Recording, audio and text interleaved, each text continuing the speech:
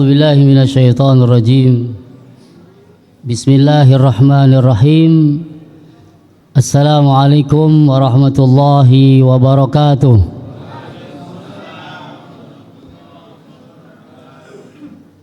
إن الحمد لله رب العالمين،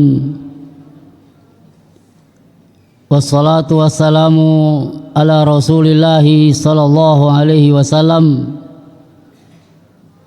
وعلى آله وصحبه أجمعين. أما بعد، اللهم لا سهل إلا ما جعلته سهلا وأنت تجعل الحزن إذا شئت سهلا. آمين Allahumma amin. Bapak-bapak, ibu-ibu, saudaraku sekalian, jamaah Masjid Ibnu Sabil serta seluruh DKM yang saya hormati dan cintai karena Allah Subhanahu wa taala. Kembali bersyukur kita kepada Allah Subhanahu wa taala, sudah 18 hari kita melakukan saum, kita melakukan puasa.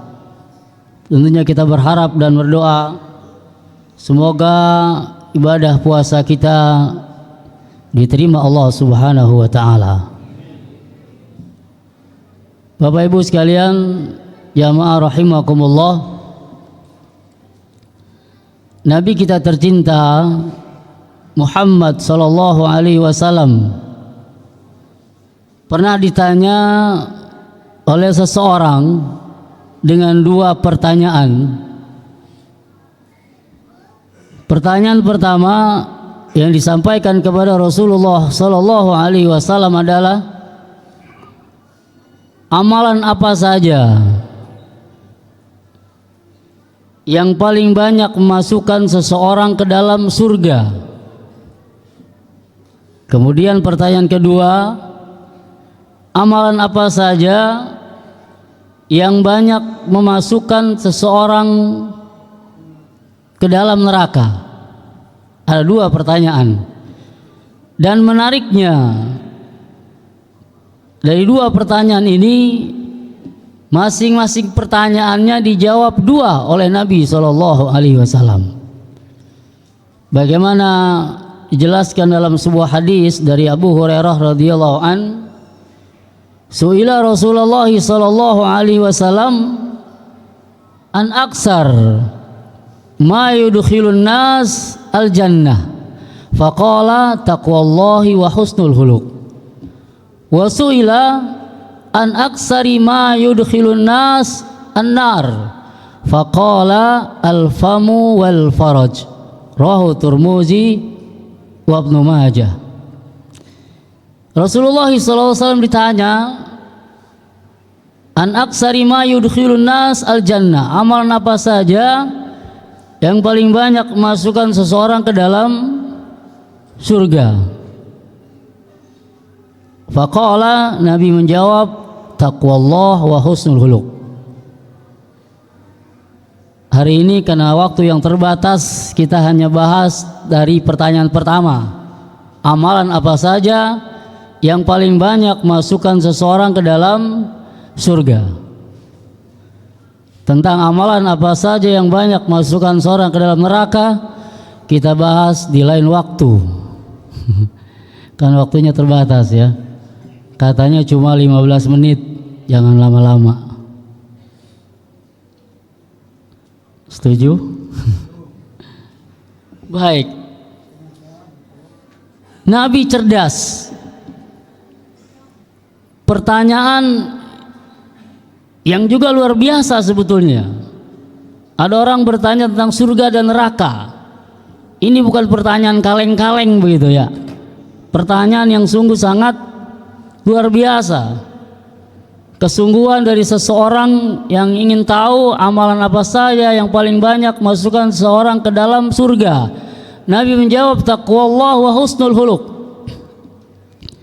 Takwa kepada Allah dan baik akhlak, dan akhlak yang baik. Mengenai takwa, jamaah Masjid Ibnu Sabil Saya rasa sudah paham semua apa itu takwa. Kata para ulama, takwa itu imtisalu awamirillah wa jtinabu nawahi, menjalani perintah-perintah Allah dan menjauhi larangan-larangannya. Di dalam Al-Quran begitu banyak karakter ciri dari orang yang bertakwa. Karena memang di awal surat kita sudah dijelaskan, zalikal kitabu la raiba fihi hudal lil muttaqin. Al-Quran itu di dalam tidak ada keraguan di dalamnya. Dia menjadi petunjuk bagi orang-orang yang bertakwa. Di kesempatan ini ada 3 ciri orang bertakwa yang harus ada pada kita. Bagaimana Allah jelaskan dalam surah Al-Imran. Ayat berapa? Ayatnya nanti cari sendiri di rumah.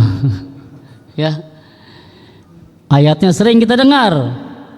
Kalau penasaran itu ayat berapa, cari sendiri nanti di rumah. Alladzina yunfikuna fis sarra'i wad dharra wal qaziminal ghaiza wal 'afina 'anil nas wallahu yuhibbul muhsinin. 3 ciri orang bertakwa dari sekian banyak ciri orang bertakwa yang harus ada pada kita. Yang pertama, orang yang bertakwa itu alladzina yunfikuna fis sarra'i wad dharra. Dia menginfakkan hartanya dalam keadaan lapang maupun sempit. Ini bermakna bahwa orang yang bertakwa bukan orang yang bakhil, bukan orang yang pelit dengan hartanya, bukan orang yang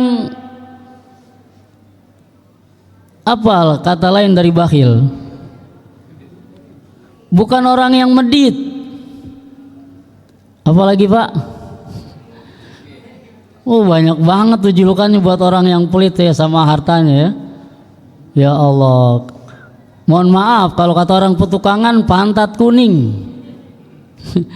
Kata orang petukangan itu katanya, kebetulan saya berangkat dari petukangan tadi. Orang pelit itu disebut dengan pantat kuning katanya. Saking jeleknya julukan untuk orang yang pelit dengan hartanya. Orang bertakwa tidak. Dia menginfakkan hartanya dalam keadaan lapang maupun sempit. Kalau berinfak nggak nunggu kaya. Ya biasanya orang kalau ntar infak kalau sudah kaya, biasanya kalau sudah kaya lupa dia nggak akan infak. Ya, kalau orang biasa infak dalam keadaan lapang maupun sempit, ketika ada perintah zakat maka dia mudah menunaikannya. Ya tidak. Di sini ada panitia zakat. Panitia zakat sudah terbentuk belum? Sudah. Ada istilah zakat fitrah begitu ya. Ada istilah zakat fitri. Panitia zakat fitrah. Panitia zakat fitri. Yang betul yang mana? Panitia zakat fitrah apa panitia zakat fitri? Ada yang bilang fitrah, ada yang bilang fitri. Jadi dipakai dua-duanya boleh. Boleh panitia zakat fitrah, boleh juga panitia zakat fitri. Nggak usah berdebat, nggak usah jadi ribut karena gara-gara beda zakat fitrah dan zakat fitri. Ya. Sekalipun yang lebih kuat adalah sebetulnya penyebutannya zakat fitri, bukan zakat fitrah. Tapi para fuqaha menyebutkan dengan zakat fitrah. Sedikit saya bacakan keterangannya. Jadi zakat fitrah disebutkan dengan istilah sodaqah al-fitri. Jadi zakat fitrah disebutkan dengan istilah sodaqah al-fitri atau zakat al-fitrah.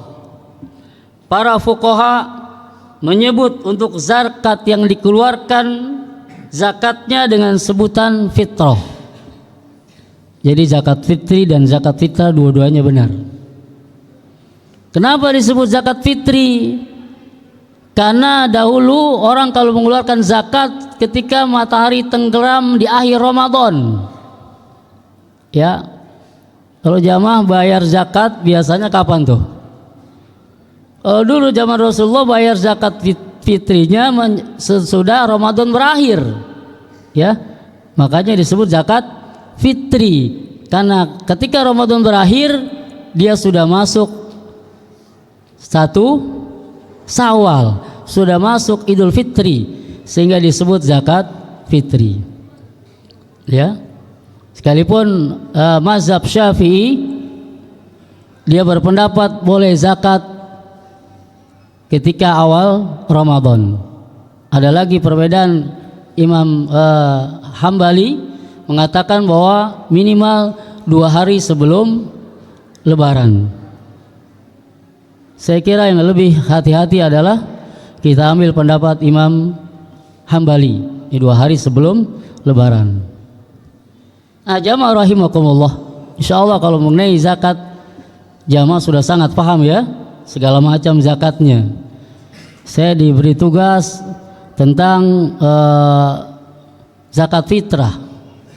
Ya, panitia menyebutkan judulnya zakat fitrah. Tapi tadi jamaah banyak menyebut zakat fitri gitu. Aturannya judulnya jangan zakat fitrah, tapi zakat fitri. Jamaah rahimakumullah, kembali kepada sifat orang yang bertakwa tadi. Alladzina yunfikuna fis sarai wad dharra. Yang kedua, wal qaziminal ghaiz. Apa? Wal qaziminal ghaiz apa? Orang bertakwa itu mampu menahan amarahnya. Dia bisa luapkan marahnya itu, tapi karena dia ada pesan dari Al-Quran bahwa ciri orang bertakwa adalah mampu menahan amarahnya, dia tahan amarahnya. Terlebih lagi puasa, lagi saum, ya, ketika ada orang di siang hari membuli kita, mengajak berkelahi kita, maka kita diperintahkan oleh Nabi untuk mengatakan, ini umrun shaim, saya ini sedang puasa. Yang terakhir adalah wal afina anin nas. Orang bertakwa itu dia mudah memaafkan kesalahan orang lain. Bapak Ibu sekalian, ada orang yang punya salah sama kita, salahnya banyak begitu. Pak, kalau ada orang salah sama kita, banyak salahnya sama kita, kemudian datang kepada kita, dia minta maaf sama kita, memberikan tangannya, dia minta maaf sama kita, salahnya banyak, dimaafkan apa enggak Pak? Dimaafkan? Cakep tuh kalau bisa maafin, bagus itu. Bu, kalau ada orang zolim sama kita, salahnya banyak sama kita, sakitnya tuh sampai di sini begitu ya, banyak salah sama kita, dia zolim sama kita, tiba-tiba dia datang ke rumah kita, kemudian dia memberikan tangannya, dia minta maaf sama kita, ibu maafkan ya? Dimaafkan? Enggak. Baik jamaah sekalian, kalau ada orang zolim sama kita, banyak dosanya, zolim sama kita, kita sering dizolimi, tiba-tiba datang memberikan tangannya minta maaf sama kita, kemudian kita katakan tidak ada maaf bagimu, boleh nggak? Tidak ada maaf bagimu, boleh? Boleh jamaah. Ini mungkin yang kurang paham bagi kita ya. Siapa bilang kita dilarang untuk mengucapkan tidak ada maaf bagimu, nanti di akhirat aku tuntut kau. Selesai jamaah. Kalau dosa kita dibawa, kesalahan kita dibawa oleh orang itu di pengadilan Allah Subhanahu wa taala. Selesai amal kita, kita akan menjadi orang yang muflis. Kan dalam kajian-kajian kita sering mendengar ada hadis Nabi bertanya, siapakah orang yang muflis di antara kalian?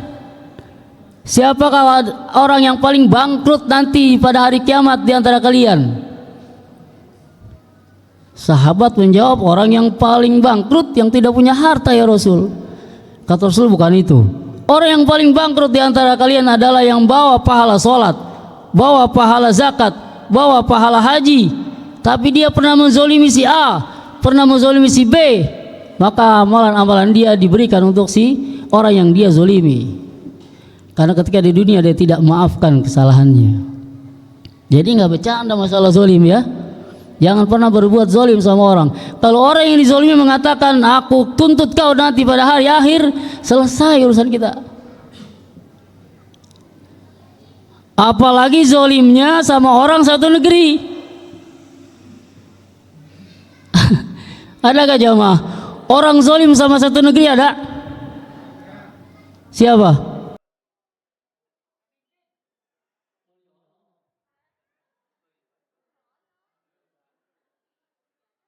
Kita yang dizolimi berasa nggak? Ada yang bisa memberikan contoh siapa orang yang menzolimi kita? Sekarang orangnya sudah tertangkap. Kita punya motor, kita punya mobil. Masya Allah, itu orang udah lama banget dia oplos bensin kita tuh. Pantas kendaraan kita suka rusak, pantas kendaraan kita suka mogok begitu. Itu namanya orang zolim sama satu negeri. Kalau orang satu negeri itu mengatakan tidak ada maaf bagimu, selesai dia akan sengsara dunia sampai akhirat. Ini pelajaran buat kita bahwa jangan sampai kita menjadi orang yang suka zolim kepada orang. Karena di Ramadan seringlah kita membaca doa Rabbana zolamna anfusana wa illam taghfir lana wa tarhamna lanakunanna minal khasirin. Karena bisa jadi tanpa sadar ada amal-amalan kita, ada perilaku kita yang zalim terhadap orang namun tidak kita sadari. Jamaah rahimakumullah, waktunya sudah habis nih. Terakhir barangkali saya sebutkan dengan singkat. Tadi di dalam Al-Quran ciri orang bertakwa sudah kita dapat ya. Alladzina yunfikuna fis sarai wad dharra wal qaziminal ghaiza wal 'afina 'anil nas. Semoga tiga ciri ini ada pada kita semua. Kemudian Nabi SAW yang terakhir di dalam sebuah hadisnya menggabungkan antara takwa dan akhlak yang baik. Hadisnya insya Allah sudah hafal, karena hadis ini terdapat dalam hadis Arba'in An-Nawawi. Insya Allah hadisnya sudah banyak yang hafal. Ittaqillaha haitsuma kunta wa atbi sayyi'atal hasanata tamhuha. Terus pura-pura nggak hafal nih. Wa khaliqin nasa bihulukin hasanin. Jadi Nabi pesan sama kita, ittaqillaha haitsuma kunta, bertakwalah kepada Allah, takutlah kepada Allah di mana saja kalian berada. Ini pesan yang sangat singkat tapi padat maknanya.